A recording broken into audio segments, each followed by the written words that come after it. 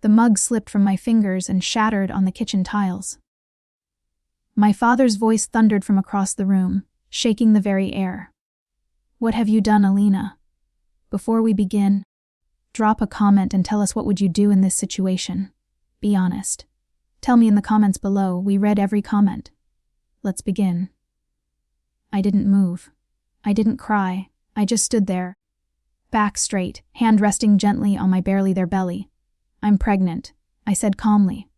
My voice didn't shake. Not this time. The silence that followed was deafening. My mother, Lorraine, froze mid-step at the bottom of the staircase. Her face palled, her hands, still wet from folding laundry, trembled. You just turned 18. Are you insane?" My father stepped closer. His jaw clenched so tight the veins in his neck looked like they'd burst. "Who is it?" "Some dropout. Some stranger you met at a gas station." He was breathing hard like my words had taken the oxygen from his lungs. "His name doesn't matter," I replied, keeping my voice steady. "What matters is I love my child and I'm keeping it." He let out a bitter guttural laugh. "You've destroyed your life, Alina. We gave you everything. A home, a future, a college fund. And you threw it all away for this." My chest ached, but I didn't flinch. "I didn't throw anything away. You're just angry you can't control me anymore." "That did it. Get out," he roared. "Pack your things. You want to play adult. Fine." Live like one, I turned to my mother. For a second, I thought she might defend me. But she didn't. She just shook her head, whispering, "You're such a disappointment, like I'd murdered someone." And that was it. They didn't ask who the father was. They didn't ask what support I had. They didn't ask if I was okay. They just kicked me out. No one knew I had already signed my lease on a small studio apartment across town. No one knew I had my own job. And certainly, no one knew the father of my baby wasn't some loser. He was someone they wouldn't believe even if I told them. I left with nothing but a duffel bag and a fire inside me. I didn't cry. I didn't scream. I smiled because I knew something they didn't. And 15 years later, when they'd stand in my driveway, staring into the eyes of their grandson for the first time, they would finally understand the price of throwing me away, and their faces would go pale when they saw who I'd become. The first night in my new apartment was cold. No heat, no furniture. Just a second-hand mattress on the floor, and a cracked window that whistled every time the wind passed. I sat on that floor with a can of soup and a silent phone. No calls from friends, not even a text from my mom. I wasn't shocked. I had become the embarrassment, the daughter who threw her life away, but I wasn't broken. Not yet, because I still had him, my baby, and I had a job. 3 weeks before everything exploded, I had secretly taken a receptionist position at a private medical clinic just outside Raleigh. The pay wasn't great, but the doctor who hired me, Dr. Weston, treated me like a person. He didn't care that I had just turned 18 or that I was pregnant. He just said, "If you're willing to work hard, you've got a place here." So, I showed up every morning at 6:30 a.m. and stayed till after close. My belly grew. My resolve did too. No handouts, no pity. At night, I studied accounting, business, law, economics. Whatever free courses I could find online. I wasn't just going to survive.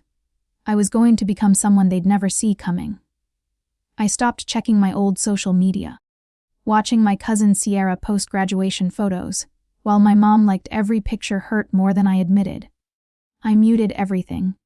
At 7 months pregnant, I worked at the clinic desk during the day and answered phones for a call center at night. One day, I collapsed outside the bus stop. I hadn't eaten, hadn't slept. I was barely 20 years old and already drowning. Dr. Weston found me outside, shivering, crying quietly, and holding my stomach. He called a nurse, canceled his patients, and sat beside me. "You okay?" "Alina." "No," I whispered, "but I will be." He didn't ask questions. He just nodded. Then he handed me something, a letter of recommendation. "Give this to her," he said. "My sister. She runs the finance office at Harrington Medical HQ." I stared at him. Why are you helping me? He smiled. Because you remind me of someone I once gave up on. I don't make that mistake twice. That moment changed my life. 2 months later, I had my son Landon. I held him in my arms and cried harder than I ever had. Not because I was scared, not because I felt alone, but because this beautiful boy with his curious eyes and tiny fists made every minute of struggle worth it. And from that day forward, I swore he will never feel unwanted. Not like I did. What came next was years of sacrifice, hunger, sleepless nights, and a plan. Because if they thought I'd disappear, they had no idea who I was becoming. I didn't have a road map, just a baby boy, a part-time job, and a burning determination they never expected from the girl they kicked out. Landon was barely 2 months old when I started working nights again, this time remotely, typing reports and sorting billing records for Harrington Medical's finance office. Dr. Weston's sister, Evelyn, gave me a shot. She didn't hand me a title or a salary I didn't earn. She just said, "Don't miss deadlines. Don't make excuses and don't wait for anyone to save you." And I didn't. I breastfed Landon between midnight reports, took data entry jobs on the weekends, taught myself how to manage budgets, audit spreadsheets, and write contracts. I even started dressing differently when I went into the office. Clean-fitted blazers I found at thrift stores, low-heeled shoes, and quiet confidence. People stopped looking at me like a teenage mistake. They started treating me like a woman with purpose. By the time Landon turned 2, I had moved us into a small townhouse near the edge of Chapel Hill. Nothing fancy, but it was ours. A place with clean floors, a small yard, and a door no one could kick me out of. I framed a picture of Landon's first birthday and placed it by the entryway. Every time I came home after a long day, it reminded me why I never gave up. Meanwhile, my parents, silence, no calls, no letters, no attempt to find out if I was alive. But I knew through other channels. Through gossip and holiday newsletters, my aunt would email without thinking that their lives went on, as if I never existed. My younger cousin got into Duke. My brother married a corporate lawyer, and every post, every family gathering looked polished and proud. No one mentioned me. I was the closed chapter until one day the chapter reopened itself. I was 26, sitting in a meeting with Evelyn and 2 executives from Harrington's regional division, when she slid a folder across the table. "We're launching a new division," she said. "You've been working in the shadows long enough, Alina. It's time you took charge." I blinked. "Took charge, how?" She smiled. "You're being promoted. Head of operations. Starting salary 138 Zalozen. Full benefits. You'll lead a team of 12. And yes, Landon can stay at the in-office daycare." I covered my mouth and stared down at the offer. I couldn't speak. "You've earned every cent of this," she said, leaning in. "And before you even think of saying no, don't. We need someone like you. And so does Landon." The moment I walked out of that office, I called Landon's school. Told them I'd be picking him up early, and drove straight there. He was 8 now. Wild brown curls, sharp green eyes, and the same smile that used to keep me going through graveyard shifts. "Where are we going?" he asked, buckling his seat belt. "Home," I said, smiling. "Our new home." That night, I signed a lease for a property in the historic district. 3 bedrooms, high ceilings, a garden in the back. I paid in full, no mortgage. But I wasn't finished yet, because there was one part of my story I hadn't written yet. I had kept Landon's father a secret from everyone. Even Landon. But not because he was dangerous or shameful, because he had trusted me with privacy. You see, the man I had fallen in love with all those years ago wasn't some teenage fling. He was a first-year med resident from Johns Hopkins, doing rotations at the clinic where I worked. We met once, shared something real, but his family disapproved of me. Poor, young, alone. He moved to Boston 2 weeks later, and when I told him I was pregnant, he did something I'll never forget. He offered money. I said no and never called again, because I didn't want Landon to be a transaction. I wanted him to be mine. Now, 15 years had passed since my parents threw me out, and suddenly last fall, a letter arrived at my office front desk. It was from them. My mother's handwriting shaky, almost unreadable. Alina, your cousin told us you live nearby. We didn't know how to reach you. We would like to see you and meet your son. Please, if you're willing to talk. I sat in my office chair for almost an hour just staring at that envelope. I didn't cry. I didn't rage. I just felt something cold. Not because they were reaching out, but because they had no idea what they were about to walk into. And when I invited them to my home the following Saturday, I didn't warn them. I didn't tell them what I did for a living. I didn't mention the house or Landon's perfect manners, or the life I built, with the very hands they said were only meant for failure, because I wanted them to see it to walk through the very same door. They slammed in my face and go pale with regret. I heard their car pull up 10 minutes early. Of course, they were early. My father, Daniel Carter, was the kind of man who liked to control every moment of his own narrative. The kind who wanted to arrive rather than be received. And now, 15 years later, he was standing on my porch with my mother beside him, both dressed like they were visiting a country club. Not the daughter they disowned. I saw them through the tall window beside the door. My mother clutched her purse tight, her eyes scanning the garden, the porch swing, the polished brick steps. Her mouth moved slightly, whispering something to him. Maybe a warning, maybe a prayer. I opened the door before they knocked. My father stiffened. My mother's jaw dropped slightly. I had changed so much. I could see it confused them. I wasn't a scared girl in a hoodie dragging a duffel bag across the lawn anymore. I stood taller, sharper, confident without needing to pretend. My tailored cream blouse, black slacks, and the soft pearl necklace Landon bought me on my last birthday said everything they needed to know before I ever opened my mouth. Alina. My mother breathed. Her voice was soft, careful. Come in, I said, stepping aside. They didn't know how to react. The house was quiet, warm, elegant. Light spilled through sheer curtains glowing over hardwood floors and hand-framed photos lining the walls. Everything smelled faintly of fresh coffee and lavender. Nice place, my father muttered. But it wasn't a compliment. It was confusion. How could she afford this? How did she get here without us? I didn't answer the question. He didn't ask. Landon's upstairs. He'll be down in a minute. They stood in the center of my living room, eyes darting around like strangers in a museum, terrified they'd bump into something too expensive to touch. I wasn't sure you'd respond, I said. My mother looked at me. She blinked twice and then she said it. We were wrong. I stayed silent. We thought we were protecting you, she continued. We thought if we were hard, you'd change. We didn't know you'd actually leave. That was the point, I said quietly. There was no venom in my voice. No sarcasm, just truth. My father shifted uncomfortably, crossing his arms. You were just a kid. You had no plan. I had a child, I interrupted, and a job, and a spine. He looked away.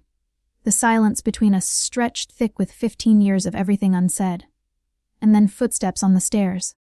Landon appeared, dressed in his pressed navy blue sweater and jeans. His hair combed, his expression calm and curious. He was tall for his age, broad-shouldered, kind-eyed. He looked like someone you'd trust. He looked like someone who had been loved deeply, fully, and without condition. Landon, I said, these are your grandparents. He blinked, then walked down the last step and stood beside me. Hi, he said simply. My mother's hand went to her mouth. Daniel took half a step forward, his lips parting. But what hit them wasn't just his resemblance to me. It was the photographs he carried in his hands, ones he had pulled from the cabinet while they stood there. He handed one to my mother. It was Landon standing beside a tall man in a white coat. That's my dad, he said proudly. He's a cardiovascular surgeon in Boston.